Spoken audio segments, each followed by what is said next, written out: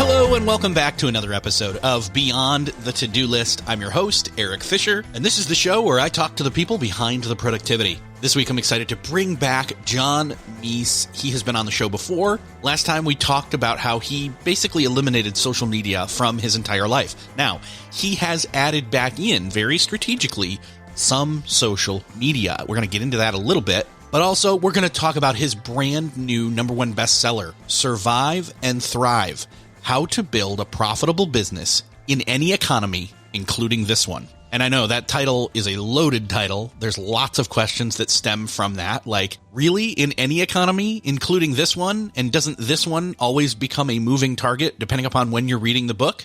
We get into all of that. So if you're somebody who has been thinking about doing a side hustle or starting your own business, I want to tell you right now, yes, this book is like having a pocket MBA course that you can just go on through and get up to speed. Trust me, there's a lot of people who have started their own businesses who have endorsed this book as exactly that. So I'm just going to get out of the way and say, enjoy this conversation with John Meese. Well, this week, it is my privilege to welcome back to the show my friend, John Meese. John, welcome back. Thank you so much, Eric. It's always a pleasure to be here.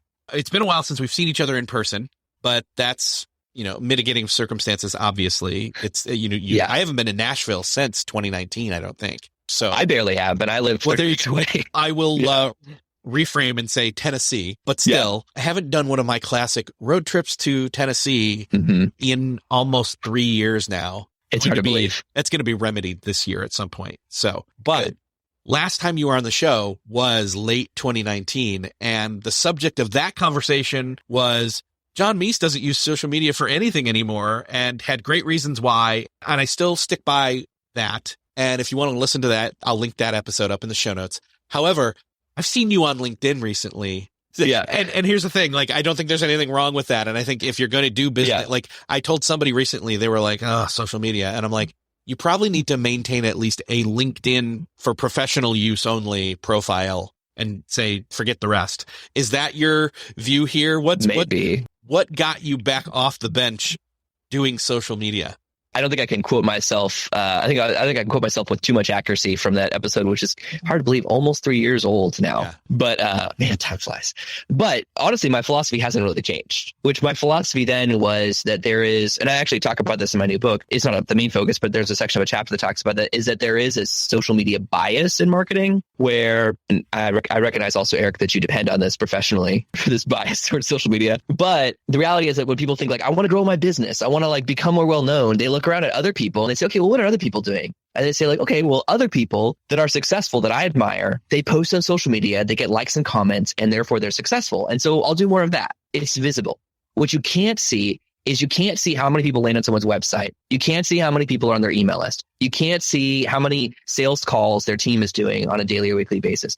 The vast majority of the sales and marketing machine is invisible from the outside. You can't see it. The only thing you can see is social media. And so social media gets a larger than it should place in people's mind when they talk about marketing or growing their business. So because of that, I recommend going back to a blank slate, which is what I did. And I mean, you don't have to go as extreme as I did, but I deleted literally every social media profile and was like, okay, I have a blank slate. And now I get to decide, what am I going to do strategically to grow my business? And then you have to look at it strategically. And so I had to decide, okay, well, who am I trying to reach? Where are they? What are the results? Because the reality is, on every social media platform, the likelihood that you're going to get someone to click a link to come to your website or join your email list is infinitesimally small. I mean, you're talking about less than 5% of your followers on any platform will see anything you post. Of that less than 5% who see it, a very small percentage will actually click a link or go somewhere else and join your email list or buy a product. So you have to know that there's a lot of vanity metrics that make it hard to see the true data. And so I went to a blank slate, and then I decided, okay, you know what? I've got a book coming up. I want to be able to talk about this book with people that I think will care about it. It's a book that's written primarily for early stage entrepreneurs and brand new small business owners.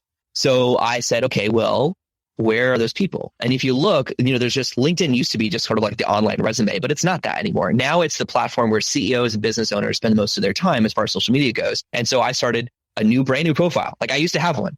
So I started brand new with 0 followers, and I kind of like started rebuilding a profile. But even then, that's not my main focus from a marketing perspective. That's one of the strategies that I'm implementing. And so I have a specific strategy for, how much time I spend on that, what I'm doing to grow that platform. I spent a lot of energy around that, especially around the launch of my new book. But that was all strategic. It wasn't just because you should do something. I've never been good at following the shoulds. Like I'm always asked, but why? And this is an example of that. Perfect. So you got back in because of the book. And that makes perfect sense, because when we talked about social media, we weren't saying it doesn't have its benefits, but there's so much time suck, so much lack of clarity in terms of what it can or can't do, that it's not wrong to use a tool that everybody else is using, even if they don't know how they're using it or why they're using it. If you use it correctly, it's still a perfect way to use it. So Exactly. Yeah. Well, let me just be clear too. For me, LinkedIn is also still a little bit in the experiment category of like, I haven't really mastered the platform yet, but I did take time to like read books and go through courses on how people are using LinkedIn effectively. Because I wasn't just going to I don't want to just be another person in the crowd creating stuff on there. I want to understand, okay, I want to really master this platform. And now if you're trying to build a platform on Twitter, Facebook, LinkedIn, Pinterest, YouTube, et cetera, then TikTok. I'm sorry I didn't mention TikTok. It's the biggest one. If you're trying to do all of that, it's really hard to become a master of all those platforms unless your whole business is about social media or your whole job is about social media. That's like the only exception to that. It's like, okay, if that's the only thing you need to master of, great, do that. But the reality is most of us are using social media to promote something we care about, like as a marketing tool and not just as like a personal connections tool. The reality is we've got a lot of other stuff that's much higher on the priority list to master, to really cultivate a skill in. And so that's true for me as well. Well, and you can even say that you're mastered in it if you decide that you want a minimal, lower threshold level of mastery. And you can say, I've still accomplished what I set out to do with that account. Yeah, that's true. So, which I think is where you're at. Although I think you probably have maybe a couple ideas where you're like, yeah, I'll do that later. I'll add on, they're add-ons. In other words, you bought the basic pizza, you'll add the extra toppings later. Yeah. So one of my big learnings there is actually in the last half of this past year is related to LinkedIn, but it's more than that about the work that I do, is that I realize just because something is a good strategy, like I've done the data, I've gone through the courses, I'm like, okay, here's how to do that system well. I still need to take into account my own skills and where I'm trying to master things as a human being, not just as a business owner. And the reality is I'm a writer. The area where I get the most accolades and also where I have the most success, where I'm talking to an entrepreneur who's like, you wrote a blog post 10 years ago that changed my entire trajectory. I'm like, which by the way, I've had that actual conversation multiple times now. And that's crazy. So writing is the thing that I'm really trying to master with books, with blog, with the newsletter, and all of these other platforms. It's becoming really popular to use video and pictures and that kind of stuff. And so I started down that path a little bit and then realized it's sort of like if it becomes really popular to write with your left hand, that doesn't actually mean you should do it. Like it's really popular to use video and photo. Yes. But I am horrible at writing with my left hand. So even if it's less popular to use my right hand, I'm going to do it because it's what I'm really good at. And it's going to be more enjoyable for me and I'm going to get more results from that. And so that's probably a lesson I've relearned several times, but I relearned that lesson recently. And so now I'm like, okay, I don't do photos and videos and social media. That doesn't mean we as a business never will. We can have other team members take over that stuff, but I'm a writer and I just need to focus on writing. That's what I'm good at. Oh, I love the clarity that you've got on this. And I love the perspective there because often, again, somebody says master. And again, we'll drill down into, let's talk about, social media. Mastering social media means you've got to be a copywriter, a videographer, a photographer, and have great skin, good looking teeth, right? Happy kids and wife and family and pets and go great travel. Camera, good lighting. You've got to have, and all the tech. Yes. All the tech that you're throwing in there. You've got to have all of that when instead, and what I've been personally learning is you can be good at tactics and good at idea generation and productivity and project-based stuff, which is what I do. But I'm not the one in my day job now. I'm not the one who has to design things and make things and shoot things and record things and I can do some of that, but I don't have to do all of that. And and one of the values of the company is better together. And I just keep living into that more and more, realizing, oh, this is what it feels like to be part of a team and master it as a company, not as an individual. Yeah, no. Well, and I'm trying to build my own company around that. Now, of course, that means that I can map out the strategy and say okay, to optimize my use of LinkedIn and really to grow it, I could map out a perfect strategy that's the number of videos we should be posting on a regular basis, the number of photos, the number of all that. And then I could back up from that and say the reality is we're not at a point yet where LinkedIn drives enough revenue where I can justify paying somebody to create all those photos and videos. So I'm just going to focus on writing. It's going to grow a little bit slower, but it's going to take a lot less of my time and energy, allow me to focus on other things like my email newsletter, where I do drive more results. And then when we're at the point where we can afford to hand that off to somebody, we will. But that means right now, I'm not maximizing LinkedIn. I'm doing what's essential. I mean, essentially taking my skills and saying, okay, I'm going to do less but better. Here's what I'm really good at. And I'm just going to do that. Which part of that is writing. And we haven't mentioned yet the title of the book, which is a #1 bestseller, which is great. Yeah. Survive and Thrive. Not just either or, which I love that. Survive and Thrive, how to build a profitable business in any economy, parentheses, including this one, which is great because like parentheses? I do. I had to call it out intentionally. The book came out back in September of 2021? No. Earlier. Actually, so March 2021 was when you released the ebook, but then the actual July 2021 was when the paperback and the audiobook came out. So that was like the full official launch, but all of 2021 was basically this book was what I was talking about. For a while there, I didn't mention the P word, pandemic, on this show. And then I realized you're not going to get away with that much longer. You're going to have to, you don't have to dive in and address it, but you also need to not play naive, podcaster and not mention it. But you were in the thick of various stages, as we've been in, of the pandemic. And you come out with a book called Survive and Thrive. And a lot of people are like, wait, what? Why is it both? Wouldn't it just be survive right now? Most people are in survive mode. So obviously my first real hard-hitting softball question is why this book and why this time for this book? Yeah. Well, so we got to go back. If you can go back in your headspace to remember the era of the world where all we talked about was Tiger King and, learning how to make sourdough bread at home. There was this lockdown period like in March and April of 2020, where in most parts of the world, you couldn't really do anything. That you were all of your routines were destroyed. You were told either stay home or try not to go out. Or if you do go out, you probably shouldn't, just wear a hazmat suit. It's fine. And during this time, people started trying to find things to fill their time.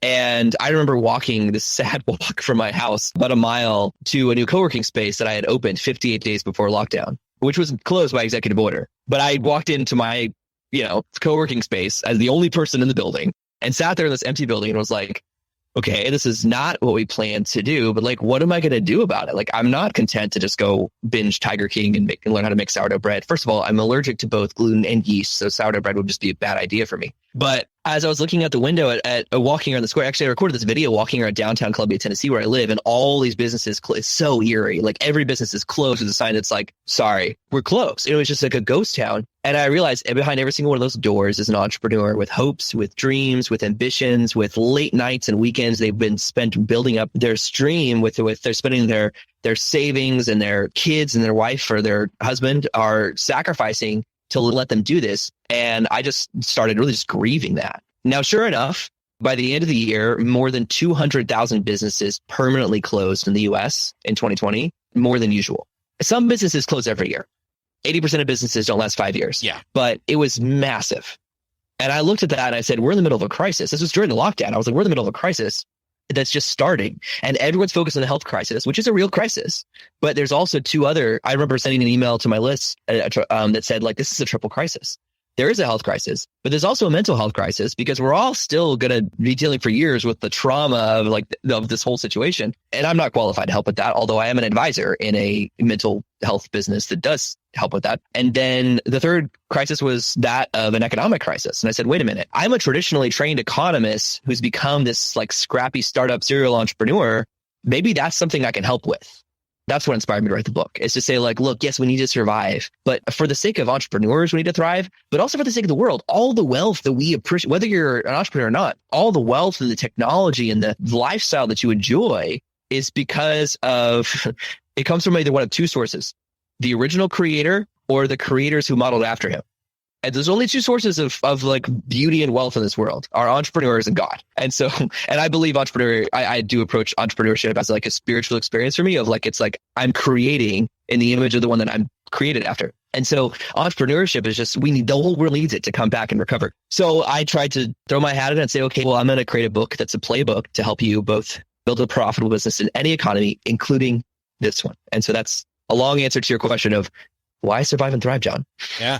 Well, and let's dive into that entrepreneur experience as you were just talking about it in terms of, the definition of an entrepreneur. I know that you and I both have worked in various capacities with Michael Hyatt, and he's got a unique perspective on that. I saw him declaring that need for entrepreneurs to gain clarity on what their role is in a pandemic, because the pandemic, not to downplay it, is, and again, I'm extremely careful to say my words here, not to downplay the pandemic, but the pandemic was yet another emergency or struggle on top of many others. Yeah. Yeah. So Michael, who, by the way, who endorsed my book, which I'm grateful for, his endorsements on the cover, he came out with a book just before mine called Entrepreneurs Will Save the World. And that was his response to the same crisis I saw, which is that the reality is that entrepreneurship was actually, back in 2018, entrepreneurship was at an all-time low in the US. It was weird because we actually started like idealizing entrepreneurs, like people like Elon Musk and Bill Gates are like on magazine covers like celebrities. But at the same time, like number of new startups per year was going down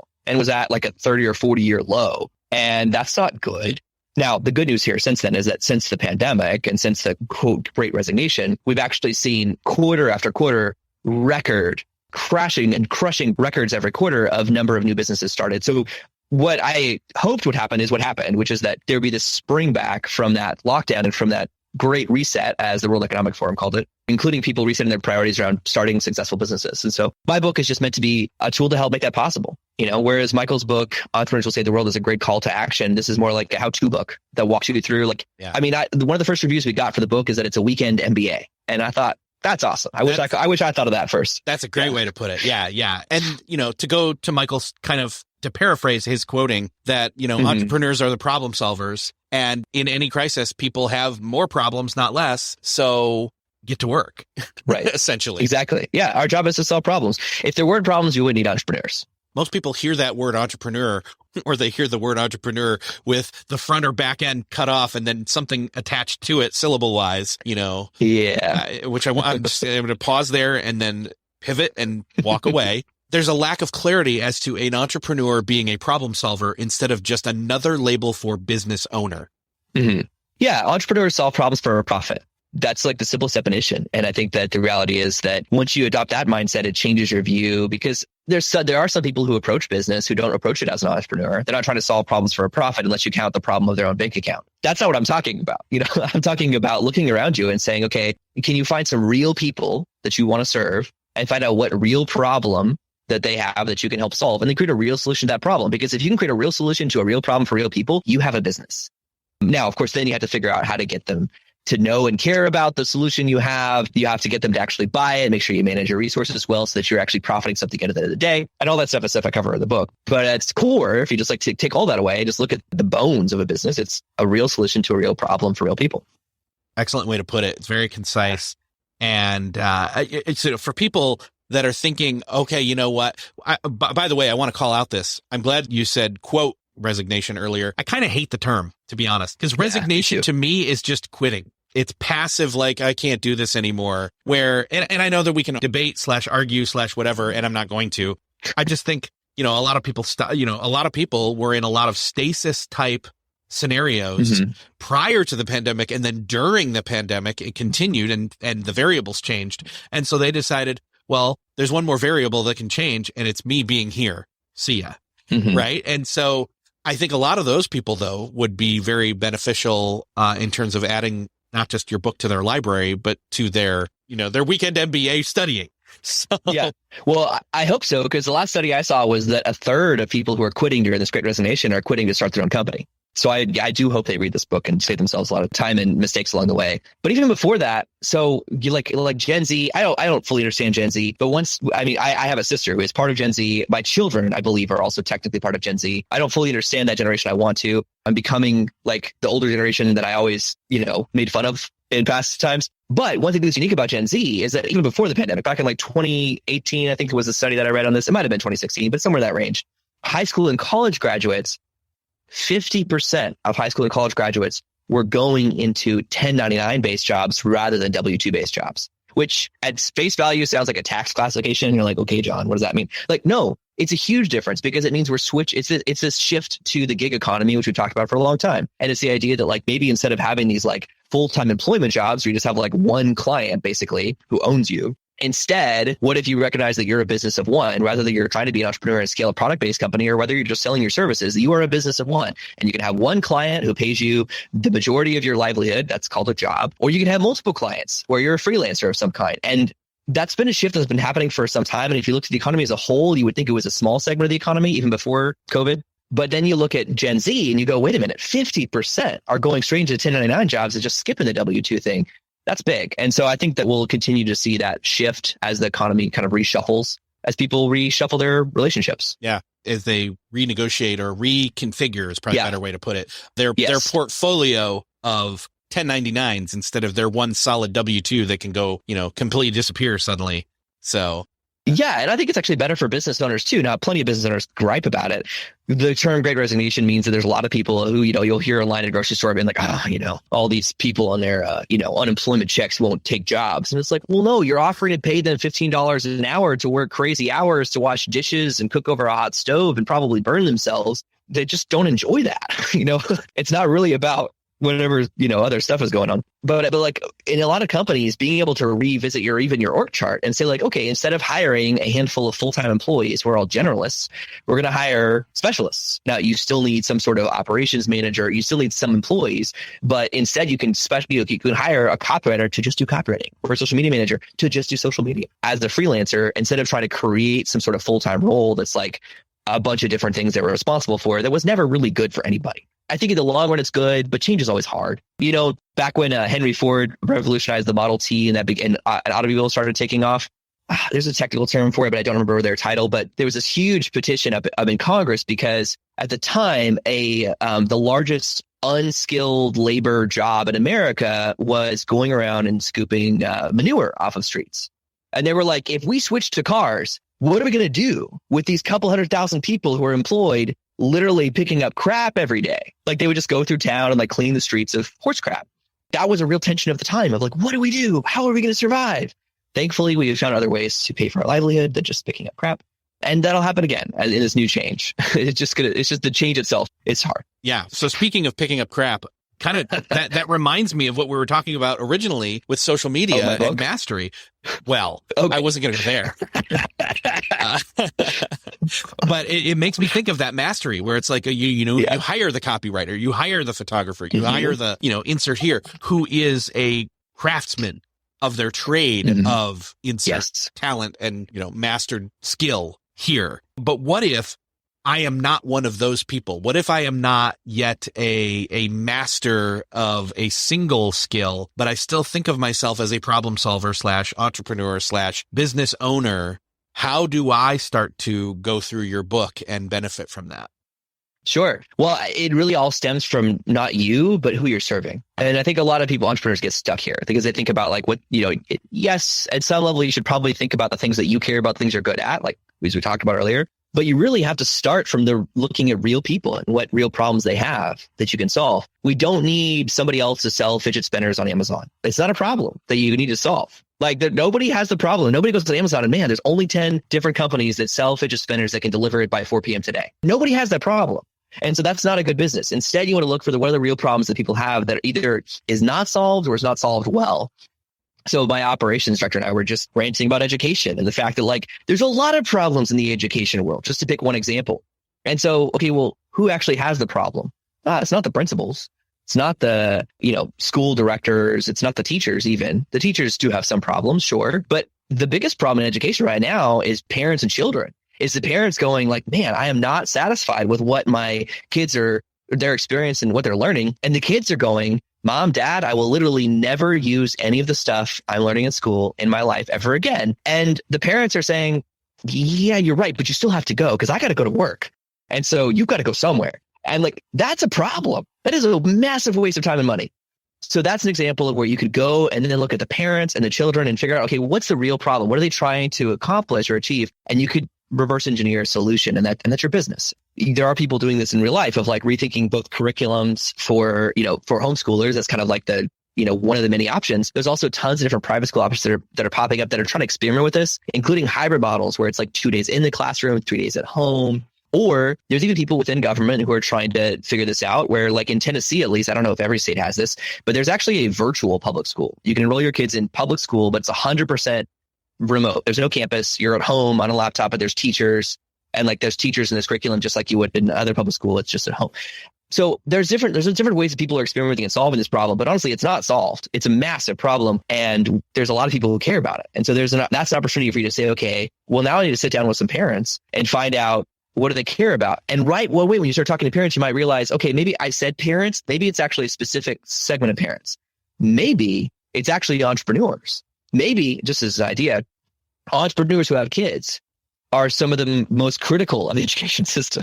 And so, speaking personally as an entrepreneur who has kids in school, so maybe that's your subsection. And you go like, hey, I want to go to these parents who are also the entrepreneurs and want their kids to have practical skills, and I want to help craft a product that meets their needs.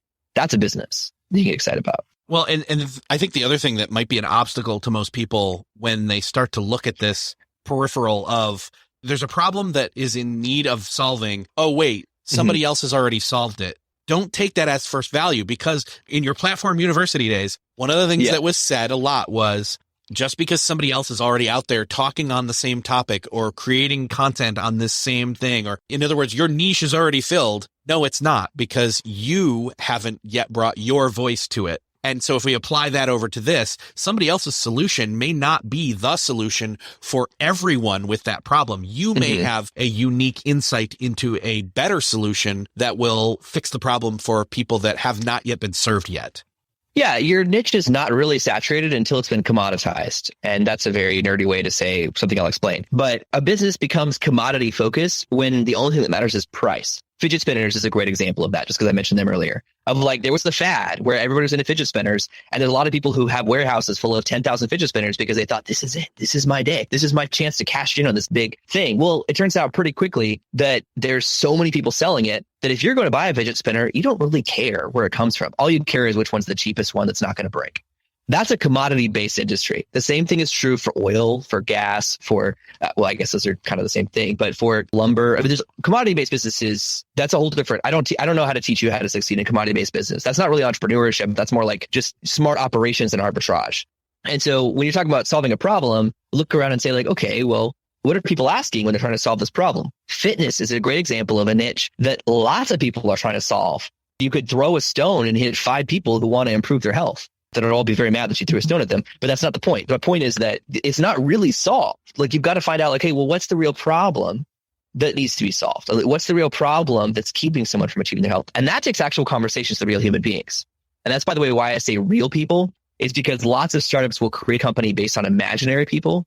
And those are the startups that fail fastest. And unfortunately, those are the startups that also raise a lot of money and then fail. Like Juicero is a great example of this, of the, classic example of a company that raised millions of dollars in venture capital funding. They invented a machine that sits on your, it sits in your kitchen on the table, and it, every morning it makes you this beautiful green juice drink that's healthy. It's delicious. You're going to love it. The machine got $600, but hey, I mean, you're going to have green juice every morning for breakfast, and green juice was a fad at the time. And so they raised millions of dollars, and then they launched this machine that was a $600 machine. And then Bloomberg published an article saying, okay, to use this machine, you have to buy these $15 protein packs or produce packs, whatever they called it. It was something like that. And it was basically a squeeze pouch filled with goop. And the machine just took the squeeze pouch and mixed it with water and put it in a cup. So you could skip the $600 machine, buy the $15 squeeze pouch, squeeze it in a cup, mix it with water, and you had the exact same solution. Needless to say, that did not go well for Juicero. They did not sell many of those $600 machines, and they went bankrupt. And so that's an example of where, like, they were trying to solve an imaginary problem for imaginary people that somehow needed a $600. Like, they weren't actually trying to solve a real problem. You've got to trace it back to what is the problem you're solving, and then reverse engineer what you create. Yeah. It makes me think of Pat Flynn's book, Will It Fly, and testing out of ideas. Right. And I know that he said of your book that he wished this book had been around when he was getting started. So that's high praise. He did say that. I'm very grateful for that. I should mention about the book, like, I'm an entrepreneur, but I'm still young. I mean, I'm 31. I've launched 3 businesses, and I've helped other people launch, scale theirs, sell some, do other stuff with others. But I'm still young. And so I created my own draft of the playbook I wrote during lockdown. But then I went and interviewed a couple dozen of the business mentors who I admired the most and included their insight in the book. And ultimately that became the Thrive School podcast. So you can actually listen to the interviews. But in the book itself, I include a lot of perspective from people like Pat Flynn and Michael Hyatt that we mentioned. Yeah. And I do want to call out, like, it's evident that you have a degree in economics, the way that you're talking about this, but it's great that the book is not, this is the John Meese perspective on things. It's right. No, it's you crafting a course in book form with insight and expertise from all those people that you gathered together and interviewed. So it's a great book.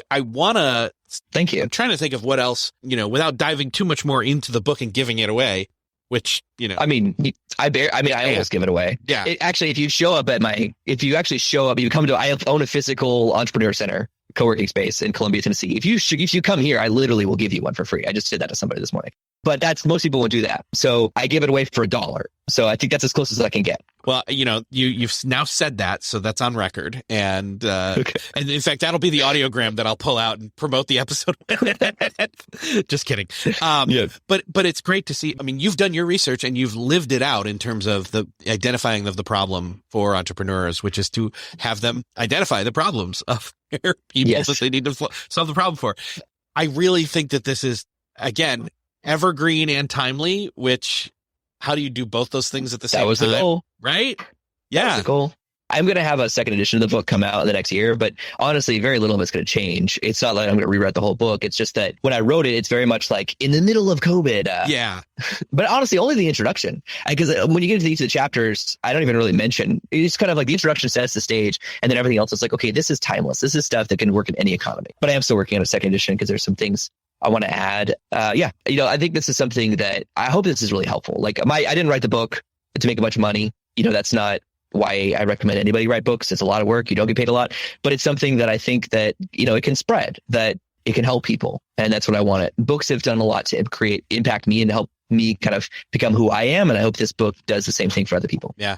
For people that are interested, other than, showing up at your co-working space to get their free copy, where can people go to find out more about the book and, get sample chapters, all that kind of good, authory type stuff you're supposed to do? Yes. Well, you're welcome to go to any bookstore, including Amazon and Bookshop and all the others. You're welcome to go to any bookstore and order yourself a copy. But I actually recommend if you go to surviveandthrivebook.com, because there we have a book for a buck program. So you can get the book for $1. You still got to pay shipping, but I don't make any money off of that. And that just covers some of the print costs so that I can get a book sent out to you, and I will sign it and put a little message in there. But, if you like Audible, it's an audiobook as well. It's on there. If you like Kindle, it's there too. Do you read that? I do a lot of Kindle reading myself. Your voice reading the book? Yes, it is my voice. Perfect. I have been told by several people that they love the audiobook because it was like the two of us just sitting down over coffee. And I said, if I ever take you out to coffee and talk for 3.5 hours without pausing to give you a chance to speak, please slap me. The audiobook is good too. Well, I can't wait to meet up, John, in person so you can talk to me for 3.5 hours. Yes, looking forward to it. Over coffee. Yeah.